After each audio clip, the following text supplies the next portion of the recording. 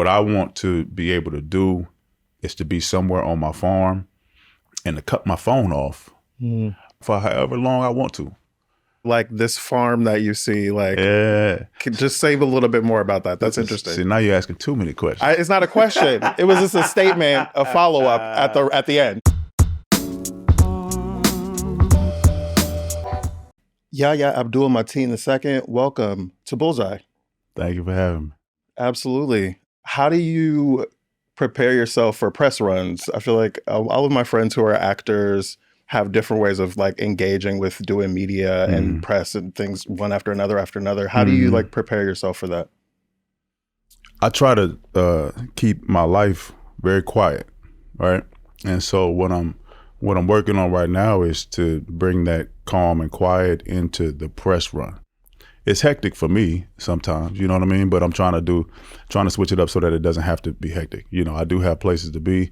I got, people to talk to and, and things like that. So I got to stay sharp, but it does not have to be hectic. It can be as cool and calm, as collective as I want it to be, but I have to, be that first. So I try to keep my world quiet.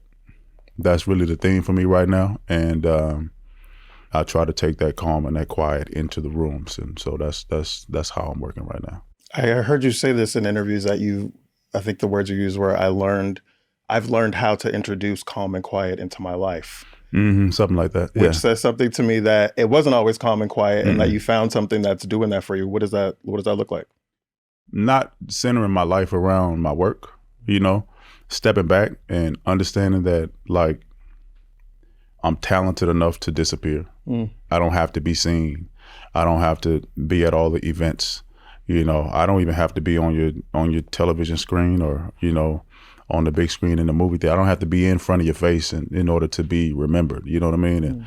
And so that's just really trusting that like whenever it's time for me to show up, that there'll be a space for me to do that, a space for me to perform, and I don't have to chase it. So when I'm not doing that, then I get to do what I want to do in my own personal life and get a life. You know what I mean? About 4 years ago, I just started reminding myself to get a life. I spent a lot of time dedicating myself to the craft, pursuing this thing that had become a dream. And then once I began to work and began to show that I can get a job, then I had to remind myself that, hey, you had a life before this. So make sure that you don't make this your life. That takes some practice. Does your quiet and calm include like meditation or prayer or walking, or exercise? I'm imagining fitness. Yeah, your superhero. Sure, it includes all of those things, but it starts up here. It starts in my mind and letting go of the things that cause noise. And you know what helps is just keeping it all in perspective. You know what I mean? Keeping it all in perspective and not buying into the hype, not buying into my own hype. Making sure that I know who I was before I started doing this. I still know who I am, and that keeps me able to be, a regular Joe. One of my favorite books is The 4 Agreements, and they'd say to never take anything personally. And one of those things they say, like the praise and the criticism, and the not buying into your own hype piece is interesting because there is a part of you that has to buy into it to a degree to be able to do all this, right? But then there's more of it that's like, but I know what's real. Right? I know it's real. I know what's real. I know what's real. Yeah. I see what's real, and I know what is hype. Yeah. How do you think about that distinction? I used to do this thing when I felt down or when I didn't feel confident. And it wasn't in acting. It was always like in other areas of my life. It's been a while since I've done it, but I would pull up my resume and I would just read my resume. Yes. Just to remind myself of who I am. I was like, oh yeah, I did do that. Oh yeah, I did do that. That's right. I did. And everything, everything on it was true. My professional resume, my acting resume may have had a little fluff on it when I was trying to come up, you know what I mean? But on my professional resume, I read everything. I'm like, yeah, all of this is true. Hey, you can do it, So I always look back. I always look toward myself to remind myself, or in other words, I always try to look inward to remind myself of, what it is that I'm made of and things like that. And the other thing is that you got to be real careful of receiving, of building oneself up based on the things that other people say. Because, you know, if they can build you up, they can also tear you down. I don't want to ever put my fate in anybody else's hands in that way, you know. Receive that. I receive that. I paint. I'm an artist. And and I had on my wall in grad school, I just moved back to Los Angeles from grad school, and on my wall, there was this huge mural that I did that was essentially my resume. Mm-hmm. I didn't get my security deposit back, but I painted this huge thing, and it was a big reminder to me of like the things that I've done, right? And so as I hear you talking about your resume being able to kind of remind you, I'm reminded that you turned 40 this year. Not yet. You're going to. Will. You will turn 40 this year. I'm curious, as you're approaching 40, I imagine there may be some things that you're kind of reflecting on 10 years into, and since, you know, your first big show and things like that. What parts of you do you feel like are shifting and changing and evolving as you're approaching 40? I'm trying to implement the things that I'm learning. You know, I think one of the differences between myself this year and even within the last year, maybe, is that I'm always in the state of learning, right? I think that's just, I'm mentally stimulated by, you know, new information and useful information, and trying to figure out what it is that I'm made of and what's going on in the world, what does it all mean, how is it all coming together. But what I'm doing a better job at these days is applying what I'm learning. And that's where I think real growth happens.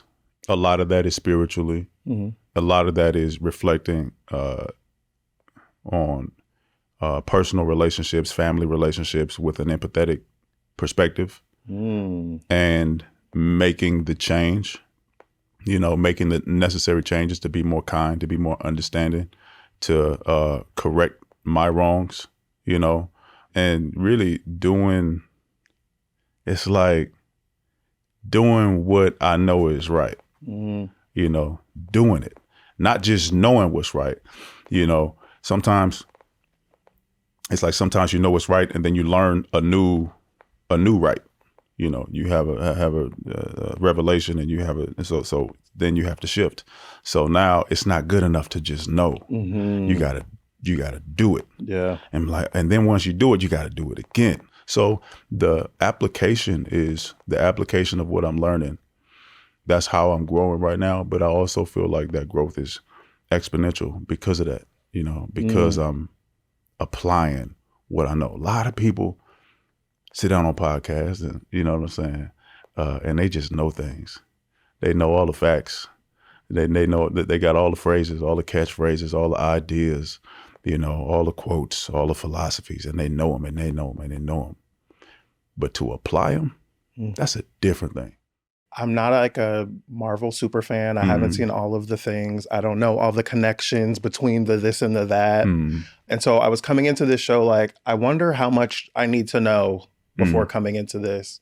And I will say, like, I pretty quickly was rooting for Simon. Oh, cool. And even though he's frustrating to watch in certain kinds of ways, like, what are you doing? Why would you do that? Yeah. But I also found myself rooting for him really quickly and excited to watch his journey through the season of the show. And like, I'm curious, like, when you first saw this character, like, how did it speak to you? What were you seeing in Simon that was exciting to you, or opened up something for you that you wanted to be a part of? Yeah, well, admittedly, it was not about Simon. It was about Destin Cretton, fantastic director.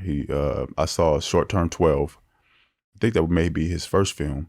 And I saw Just Mercy with Mike B and Jamie Foxx. And I really, really liked his filmmaking. And I also had a meeting with him, and he just seemed like a cool, chill dude. So for me, this was a chance. You know, I thought Marvel, you know, does things with a lot of class, and you know, they look like they have a lot of fun. I was working over on the DC side, and so I had been an admirer of Marvel for a while, and when I got the opportunity, when Destin was at the helm of that, I said, okay, you know, I think that this could work. And then when it came to Simon, that was just me reading, and I said, okay, he's an actor. He's got some neurotic things going on. But really, I'm gonna be honest, Simon was the last piece of the puzzle. Simon just happened to be the job. Simon just happened to be the job, and I read it. But as I got into it, then I started to see other things about Simon's loneliness, Simon's need to be seen. Simon really needed a friend. I saw how much he cared. I saw how passionate he was. What I eventually got into was figuring out how to make Simon like charming and also charismatic, how to present him as someone who did have confidence, but at the same time, there was a certain aspect of his life where he was just absolutely unsure and unstable and insecure. So it was really the further I got into it, into the scripts, that I found what I really liked about playing Simon. And eventually it just boiled down to, he's just a dude with a dream. I understand that. I often find that actors, the work that they're doing, especially if it's like work that is taking a lot of their time, the work tends to have some kind of reflection in their life, that it might show up in they're dealing with something that their character is dealing with, or there's an event that has happened in your real life. Was there any of that with Simon? Because it seems like you see yourself and Simon as quite different, but were there things in this show that really connected as like, wow, this is something I really feel connected to? No. I mean, I love acting. Interesting. I love acting. I love it in a different way than Simon. I think Simon really loves himself in the work. I like the work, and most of the things that I'm extremely passionate about, that I really love about acting, no one will ever see. It's the stuff that I'm working on from 10 years ago, where like there's a monologue that I learned 10 or 12 years ago that I'm still working on. But no, not really. And I didn't take Simon home. Check it out. In order to, whatever I show, it comes from it does at some point come from within, because it is me playing a character. So I did find parts of me that deals with anxiety, the parts of me that deals with doubt, stress and things like that. But I never brought it home or really found parallels in my own real life. I mean, I'm as an actor, man, I'm extremely blessed, man. I've had a really rich, favored journey once I decided to pursue this, and Simon's working for it. Nice. I have a friend who's like a sister to me who directed on Wonder Man. Her name's Tiffany Johnson. Tiff? Oh yes. Yeah, she was cool.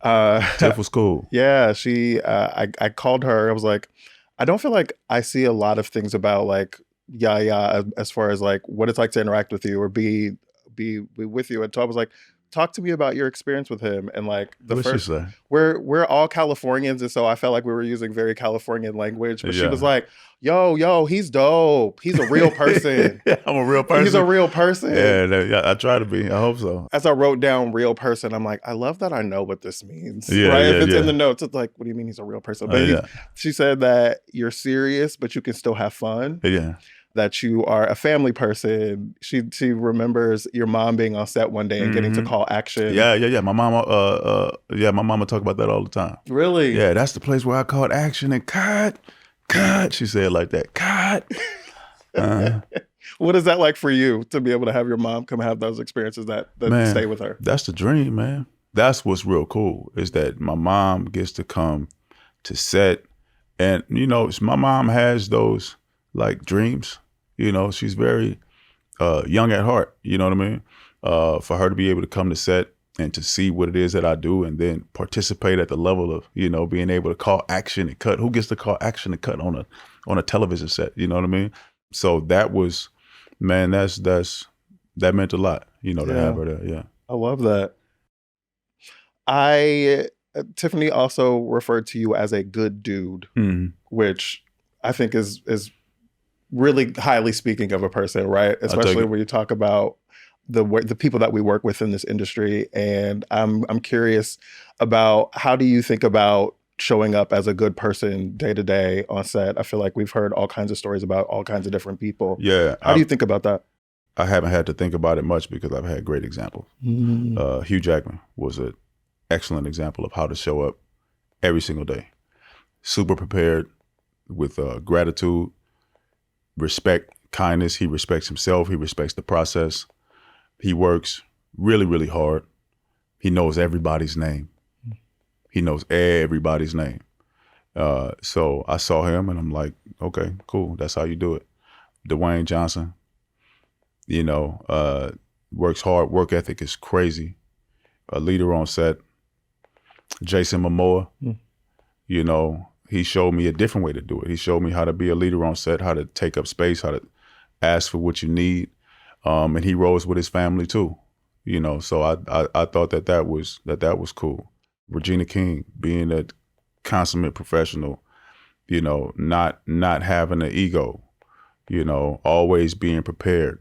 Sir Ben Kingsley, always being prepared, respecting his colleagues, you know, respecting his own personal space, knowing how to make sure that you get your own personal space without belittling anybody else. You know, I've had nothing but great examples for how to be on set, and I try to do the same thing. I was looking at your work, and I was talking about, even for myself, like turning 40 and kind of like reviewing where I am in my life at this point, and kind of like seeing like, oh, there's some themes here that I wasn't like, oh, I want all my work to do this, but there are some things that have been consistent.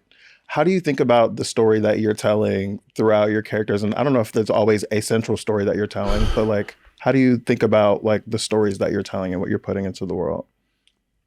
I think about that every once in a while. I would like for that to be my story, admittedly. I would like for the work to tell a more cohesive story. I feel like right now the work says that I can act. The work says that I can get a job. But, you know, I also have a production company. It's called House 1110. And that's really designed for me to be able to curate a conversation and to tell more specific stories with a through line that really comes from the core of who I am on the inside. You know, so that's a great question, and I am thinking about those things, and with the work that we put out through the company, then the threads will, you know, then the dots will really start to connect to tell a more cohesive narrative. How do you think about what you want to be saying? I don't know if you have like a whole vision of that yet, but like, how do you think about what you want to say, what you don't want to say? It's just really my taste. Yeah. You know, and so I gravitate towards what I like. I think what I like is the best.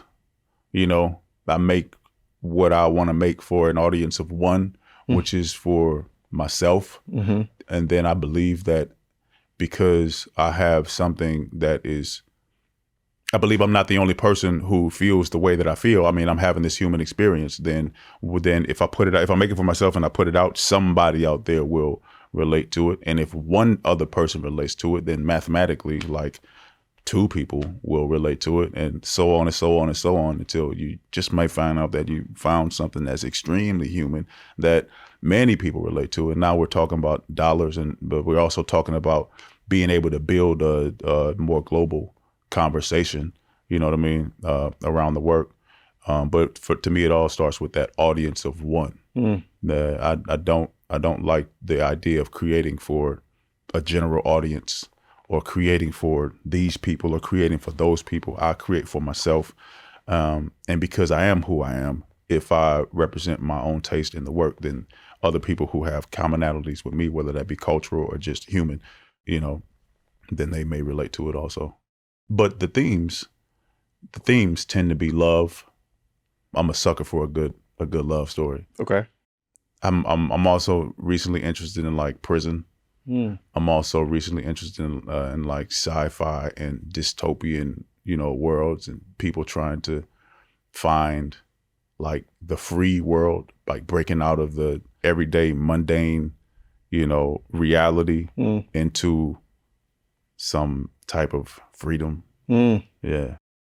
The last thing I want to ask you here, I know for myself, one of the things that's changed is how I measure success. And that success does not always mean the same things for me as it did before, or is that other people, or it is not the same thing as everyone tells me that it needs to be. Yeah. How are you measuring success for yourself at this point, 10 years into this career that we've seen in this public facing way? You know, I'm a sort of shoehorn an experience into that question. I won an Emmy in, I think, 2020. Mm-hmm. Yeah, I think it was in 2020. And that is 5 years into my professional journey. And I think maybe 3.5 years into anything that I've done coming on the screen or appearing on the screen. And I'm so grateful that it happened at that time, because it did not make me happy at all. It didn't do nothing for me on the inside. And so that's when I learned very early that no accolade or anything like that will ever give me happiness on the inside. So I very soon I had to shift, and not to say that was my focus, but I learned. So once I learned, I had to accept what it was that I learned, and I had to make the primary goal something else. So in my own work, in terms of success, I want to be able to work with people who I enjoy working with on material that I enjoy working on. That sounds like an amazing career to me, and to not be limited. But if I enjoy it, then I'm assuming that I'm not limited creatively. That sounds like success. And I also want to exercise that, or to experience that as a writer. I want to experience that as a director, and I want to experience that as a producer. Overall, what I want to be able to do is to be somewhere on my farm, and to cut my phone off for however long I want to for however long I want to. That's it right there.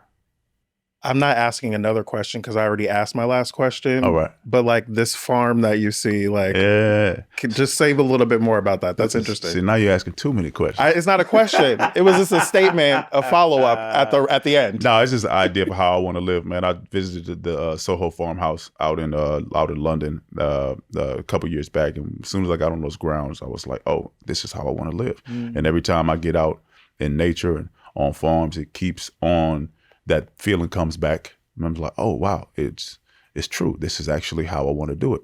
Okay, so now it's about having the courage to go and live a different way. You know, I've always been in the city. You know what I mean? So that's something that I want to that I'm putting out there and stepping closer to.